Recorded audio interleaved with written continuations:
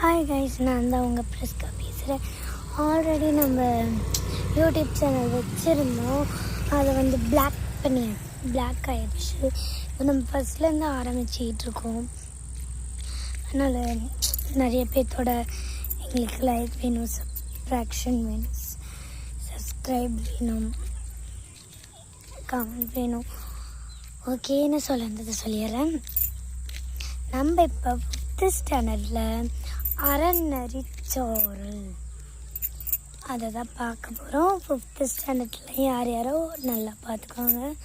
தூயவாய் சொல்லாடல், வன்மையும் துன்பங்கள், ஆய பொழுதாற்றும் ஆற்றலும், காய்விடத்து வேற்றுமை கொண்டு ஆடா மேன்மையும், இம்மூன்றும் சாற்றங்கள் சால தலை, முனைப்பாடியார்.